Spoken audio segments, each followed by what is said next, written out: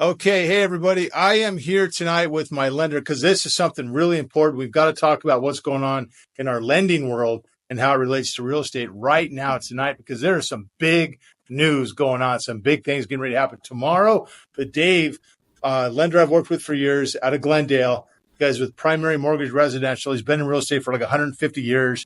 He's got every credential that you could think of, top 1% in the nation and all that. But all that aside, the guy is fantastic to work with, answers his phone, has the answers, and knows how to get things handled. So if that's important to you, as it has been for me for many, many years with the clients I've worked with, then Dave Sousa is the guy that you want to talk to at some point. But anyways, Dave, how you doing, man? Nice to have you on, buddy. Doing very well, thank you, Cash. Thanks for the very positive intro. I'm going to do everything I can to live up to it, and I appreciate the opportunity to connect with you and our clients. Absolutely, So man. please fire away. Always happy to have you on board because you're a wealth of knowledge too from a different perspective. And what I'm seeing in our real estate markets, because I'm licensed in California and Santa Clarita and the San Fernando Valley is mainly where I work there, and also Boise, Idaho, and the Treasure Valley area, and fabulous Las Vegas, Nevada, which is where I'm at right now, talking to you out of our offices at Simply Vegas here in Henderson. But wanted to make sure we talked about the markets a little bit and how the interest rates have been affecting the markets and what we could see going forward for this rest of the year here. Ed's going to talk about here on the 18th of September. And I know, Dave, you said tomorrow there's going to be some information coming out, I believe, with jobs reports and things of that nature that are going to be important information that could help the Fed lean one way or the other going into that meeting on the 18th. Is that what you were saying? Is that right? Right now, with the real estate market environment that we're in, there's a lot of movement. And there's a lot of movement because we've gone from a period of relatively high inflation, which unfortunately called in the need for raised interest rates. And we've now seen a substantial decline of inflation from somewhere in the approximate 9% plus range, right, down to where it is now in the sub 3% range, very close to where the Fed wants to see it in order to start cutting back on rates and implementing rate cuts. Inflation is arguably the largest contributor of data for the Fed. It helps them decide what to do. But there are other things that plays into that. The second most important piece being labor, jobs, wage growth, and the labor market. So as we've seen an improvement in inflation coming down from the, let's say, about 9+% to closer to just under 3 right now, and hopefully on its way down to 2.5 to 2%. We've seen an improvement in interest rates. Rates at their worst were a little over 8. And right now I'm quoting 30-year fixed in the 5.99% range. So that is definitely a substantial improvement from what we were. Now, as this has progressed, the Fed has been looking at there's a number of different parameters they look at, but two of the primary things are inflation and wages. Right. Tomorrow, Friday, is a very, very important reading, which is the August jobs report. Number of new jobs that the economy added in the month of August. And that comes out tomorrow. The reason that this one is particularly pivotal is around the middle of this month, the Federal Reserve is meeting to give us their decision on their next interest rate move, which Wall Street has arguably already priced in at least a 1/4 point rate cut. And the odds have improved significantly for as much as possibly a 1/2 point or 50 basis point rate cut. Dave, if I could respectfully interrupt you for one quick second to touch on that point. The Fed making the lending world, everybody feel very confident that he's going to drop it a 1/4 point on the 18th, right? That's why you guys have already started pricing those into your numbers already, correct? Correct. The 1/4 point that Wall Street is already expecting from the Fed has already largely been priced into the interest rates that we have right now. Now, if the Fed does just a 1/4 point, we shouldn't see much movement. Right. But besides what they do, there will be a press conference that Jerome Powell, the Fed chair, will have after the announcement. Right. And that conference and the question and answer session that ensues therein has everything to do with how the markets will react, because Wall Street is always trying to stay one step ahead. Now, again, understanding that the market has priced in a quarter point. If the Fed goes in and says, okay, surprise, we're going to do a half point cut. Right. You're going to see a rally. You're going to see stocks and largely, well, you should see stocks and definitely bonds improve, meaning rates should improve further just based on that one decision from the Fed, because it'll actually be an improvement beyond what Wall Street has already priced in. Okay. Again, beyond that, Wall Street will be watching very carefully to see what Federal Reserve Chair Jerome Powell's response is going to be to the question and answer session that ensues next. Right. Okay. So you're saying that right now, as we were talking about how, you guys have already priced in this quarter point rate drop already, because you've got buyers on the fence still waiting. They're going to wait till the 18th because then they're going to see that drop. Well, it might just get better then, or it might just stay right where it's at, but it's already happened. We've already had a reduction in rates, which you just said, 5.99 for a 30-year. Was that a jumbo or a conforming? That's a conforming 30-year fixed at the conforming, regular conforming. That's not high balance conforming. That's not jumbo. But another piece to bear in mind is after the Fed did not cut rates in July, but it did indicate it was going to be looking at data, inflation, and the jobs numbers. Mm-hmm. And the CPI consumer, basically a very significant inflation gauge. The CPI, which is Consumer Price Index, the PPI, which is Producer Price Index, and the PCE, Personal Consumption, what people are spending on a daily basis for utilities, groceries, etc. All those numbers were favorable since the last Fed meeting. So that combined with a July jobs report that came out in early August that was very soft, much softer than expected, has really helped rates recently. So there's three scenarios that could happen tomorrow. The jobs number could come out right where they expect it to, and then there won't be much movement. The jobs number could come out stronger than expected, which may be good for Wall Street, but not good for interest rates. Because remember, a stronger job market would indicate what? More spending, possibility of higher inflation.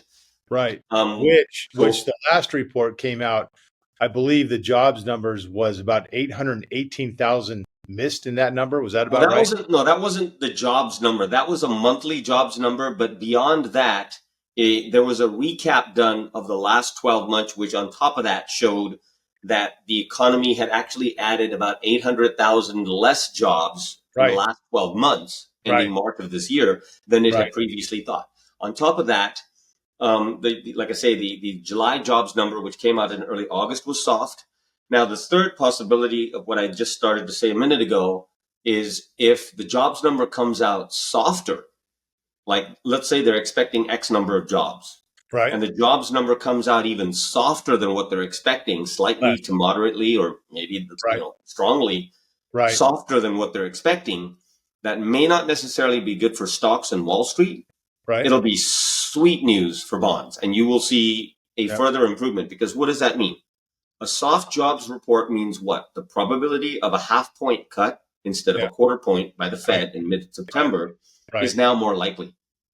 So it's really all sort of a gamble, but typically Wall Street is always trying to stay one step ahead of what's actually happening.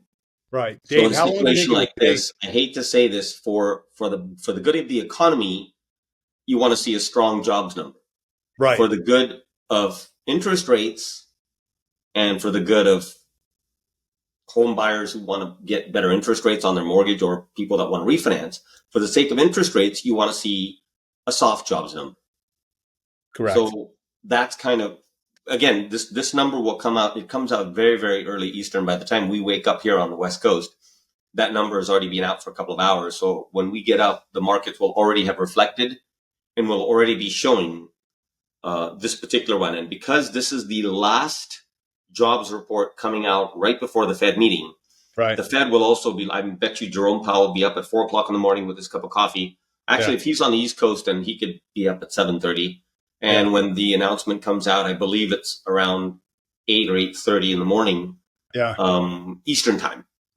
Well, it might be a cup of coffee for Jerome Powell, or it could be a martini. It could be a martini, and he will take a look at that, and then he doesn't make the decision on his own, but he and 6 other people, which comprise the Federal Open Market Committee, that essentially they all get a say. He's the chair. It's kind of like the Supreme Court. There's 9 justices. Yeah. Roberts is the Chief Justice, but he doesn't necessarily have the ability to tell the others how to vote. Right. Gotcha. He might be able to influence like this. So same thing with this. Jerome Powell will eventually just voice what the committee comes up with as a whole. And for the sake of interest rates and our industry and real estate prices and real estate mortgage and everything, from a selfish perspective, I'm kind of hoping that the jobs number is soft. Correct. Yes.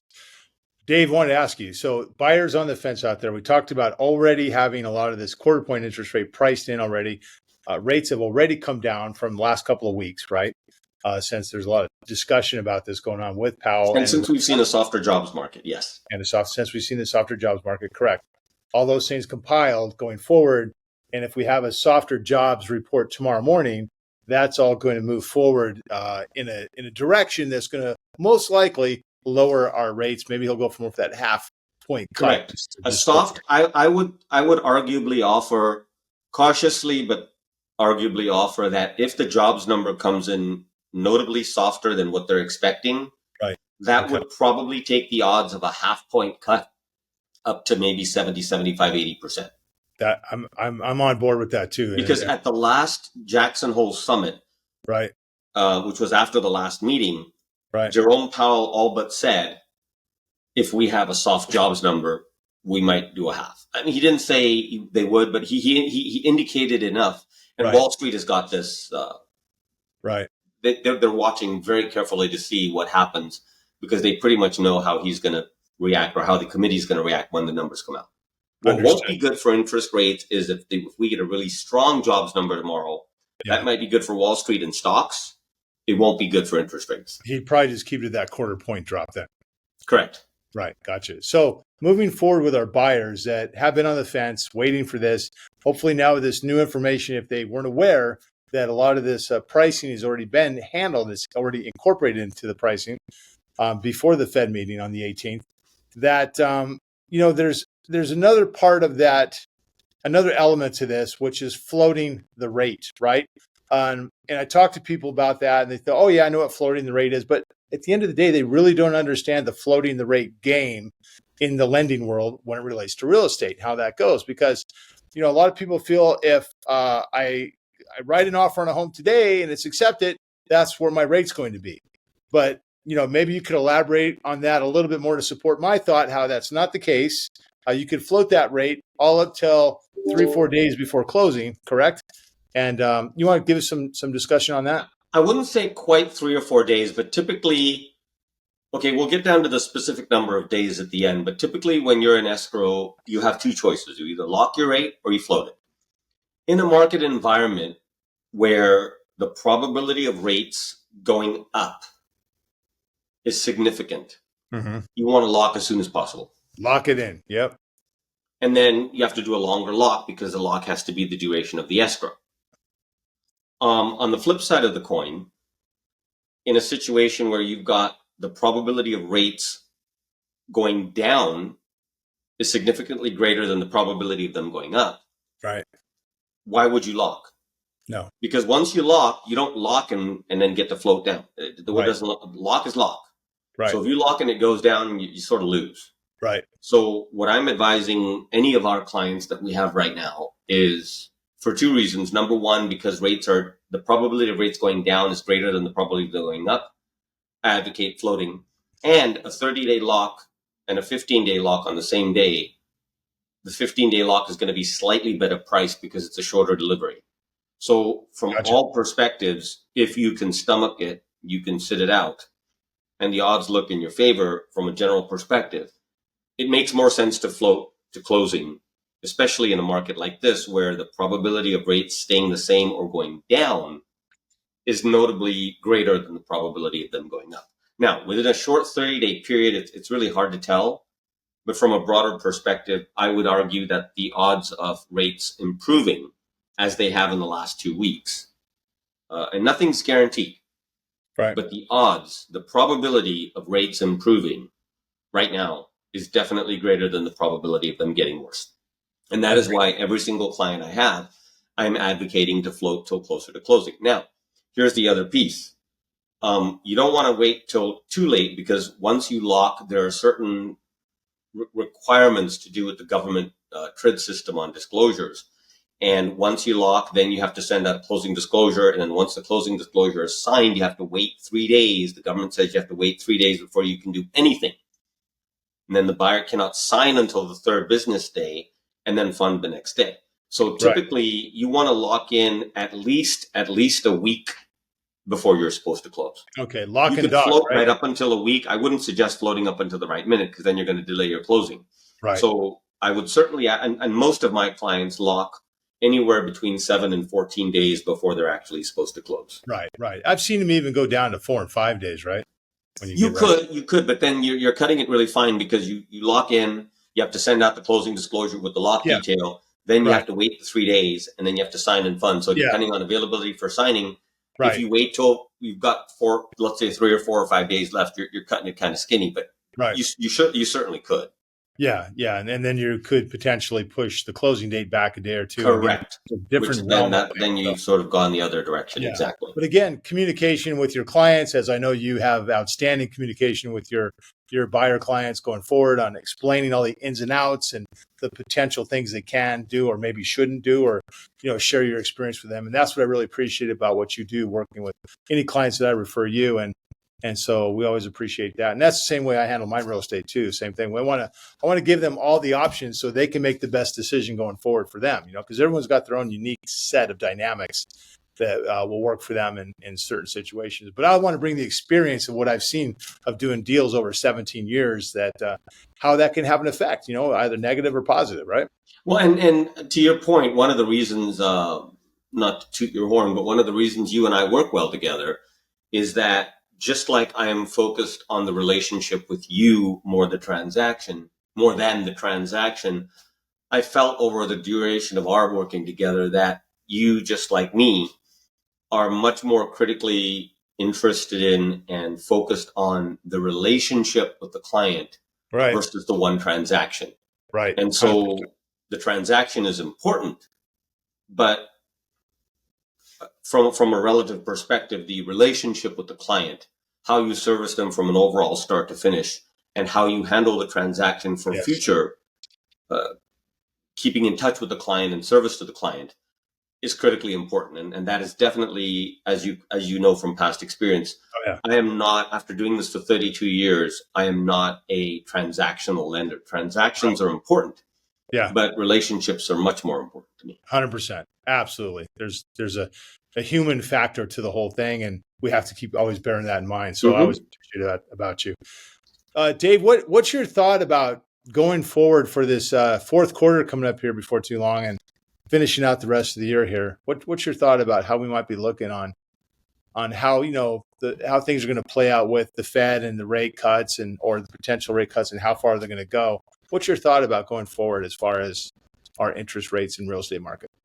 Well, at the risk of sounding like Jerome Powell, who respectfully says a lot and says nothing, and he's extremely non-committal when he's asked by reporters about that. Right. And sometimes you can sense the frustration in the room where somebody wants to yell out, please, just answer the question.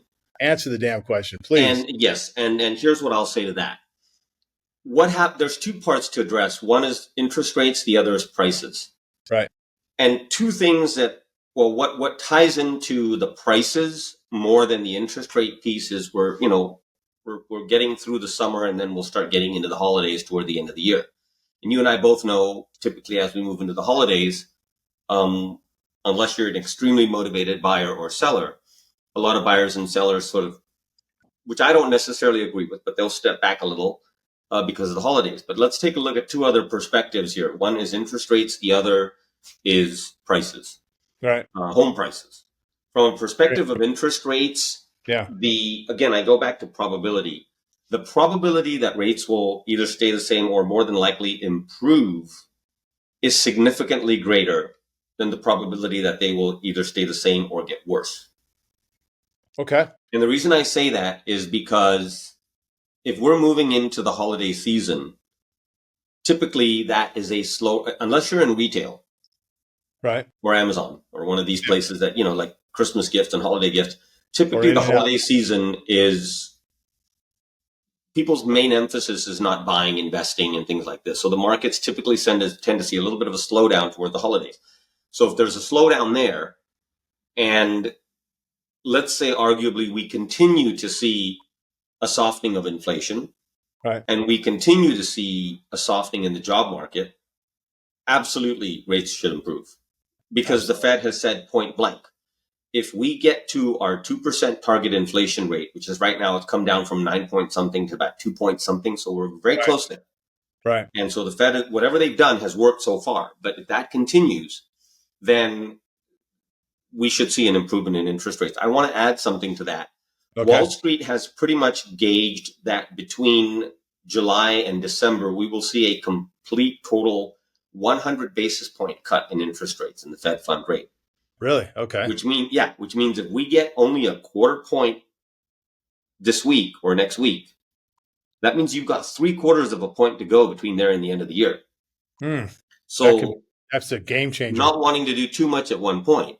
Yeah. Now, again, this is Wall Street. This is the Fed has not given, remember, as I say, respectfully, Jerome Powell says a lot without saying very much.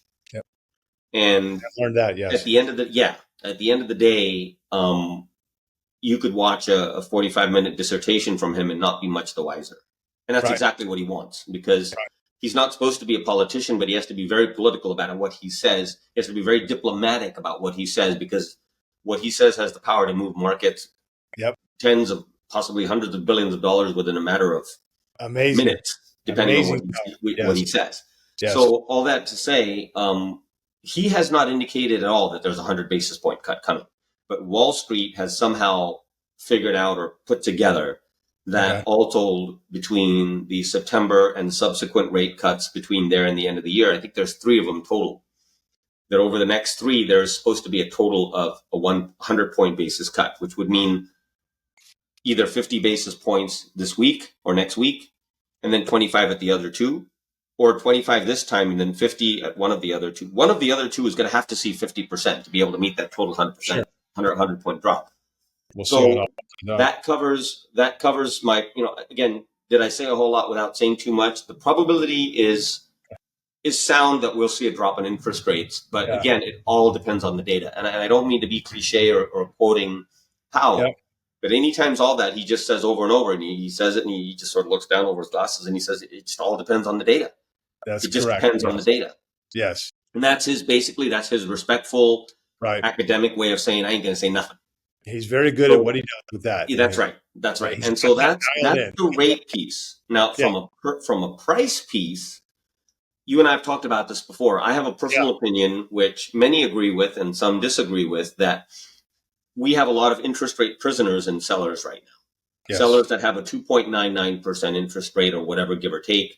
Right. They hate their house, they hate their neighbors, they hate their neighborhood. Some of them even hate their spouse. But they won't sell and they won't move. Right. Because they've got a 2.99 interest rate. And how can I give up a 2.99 interest rate? I mean, I have clients that are in that boat. They don't like where they live. They want to move. They need a bigger house. Right. And so some of them are doing home equity. Some of them don't have the ability to make a larger house on that lot. Right. Right. So many of these people, what do you think is going to happen when the gap between where they are and where rates are gets smaller?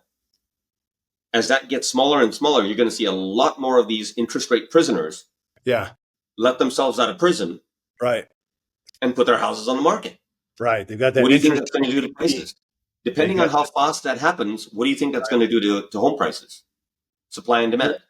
Well, you're in your opinion, you're thinking that would bring a rush of listings to the market. Is that right? I wouldn't say a rush, but it depends on it certainly has the possibility to. And there's a lot of people in my industry and economics and in the economics cycles that say it may not be prolonged, it may not be a crash, but there's absolutely a correction happening. Because if you think about it, the unprecedented increases in values that we've seen have been spurred on by nothing other than inventory or lack thereof. Right. I mean, right now, if there was 5 Teslas left in Southern California, they could ask 150 grand, maybe 200 grand for each one, and they'd get it. Well, that's how it was going with the car market too. Same thing. Yes. So, I don't mean to make this a car conversation, but my point is in the same way with homes. Mm-hmm. The reason that sellers have been able to get what they did when they did is because of inventory.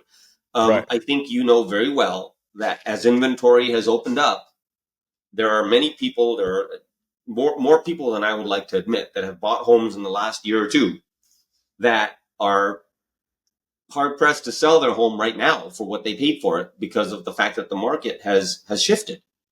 And I personally believe, and I may be wrong, and maybe I hope I'm wrong, but I believe that as rates continue to improve, people will lower the price on their house. They'll lower what they're willing to take so that they can sell it and move faster before their competition lowers their prices further. Right. Right now, there isn't that problem because Johnny on the block is the only guy that has a house to sell, so he can wait as long as he wants. He can ask any price he wants because he's the only house on the block. Because all his neighbors are interest rate prisoners.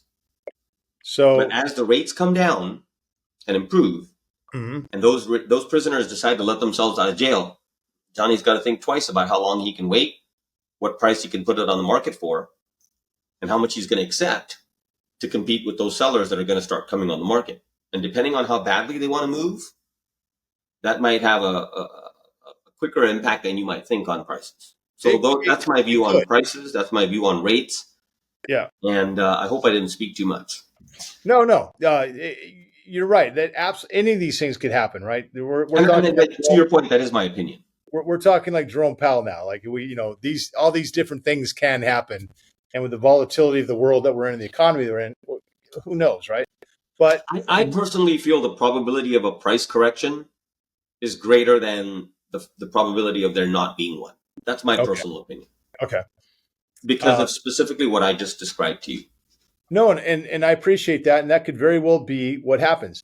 I have a lot of people in the industry that have a different feeling on that, and I think it really boils down to, yes, when the rates come down more, you're going to see more sellers come to the market. I think that we're going to see, because I agree with you. There are a lot of people with this interest rate fatigue, or prisoners, if you will, that are finally ready to make that move because they hate their neighbor, they hate something, or they need they've been ready, except rates haven't been there. Right. Well, for two reasons. They're going to have a harder time selling, right? They might have to get more aggressive with their price. And then when they go to buy a house, they're going to have to buy something that probably, well, now you're at 5.99%, 6%. That's getting a little sexier already, right? Have you been seeing a little pickup in the market since we've come down like that? Yes. How are things looking for you? Yes. Okay. Yes. Now, to your point on the converse, one could argue, well, as prices come down, there's going to be more buyers jumping into the market, so there's going to be more competition. So maybe prices won't drop as much. And I've thought about that too. So there's validity to both views. And when the listings come on the market, most of these listings are going to want to buy as well. So yes, one comes on the market, but they're also going to take another off the market. So we have to think about that too. So it's going to be interesting. I mean, there's no solid answer one way. That I do know a few that are just like, when these rates come down, prices will be going up, is what some people are hell bent on saying. That you see them on YouTube all over the place. That could happen. It's all about the supply and demand. It's all about the supply and demand where we're at. That's exactly right. It could go either way, depending on whether the supply gets ahead of the demand, or whether the demand gets ahead of the supply. Exactly. If the supply gets ahead of the demand, prices will come down. And even if the demand gets ahead of the supply, prices will go up. Right. So here we go. So even though we're at some historical low levels of inventory, right? What the Fed has been doing has been slowing down our demand, because with these low inventories, and if demand was high, we had that 3% or 4 or even a 5% interest rate, they'd be all getting gobbled up and prices shooting through the roof. That's where we would be. But Powell has done it. I guess maybe he's done a good job with this, or by keeping the rates higher, has slowed down our demand. Even though the inventory is so low, yes, prices go, but we have to have demand matching the supply. So that's where the challenge has been. So, in my opinion, and it's historically, as I just offered, and I'm sorry, I didn't mean to jump in. I just want to repeat what we discussed earlier. when it comes to supply and demand, if there's a balance, great. If the supply gets ahead of the demand, Yeah. you will see prices drop, period. Right. If the demand gets ahead of the supply, you will see prices go up. Okay. Period. Yep. That's just, yeah. Exactly. And what's going to happen with that?